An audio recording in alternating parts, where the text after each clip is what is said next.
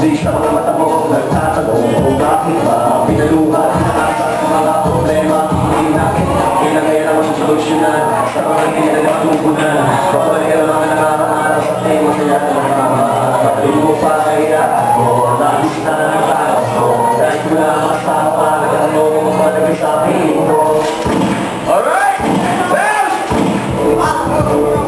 Yeah! She's a representing attitude to make a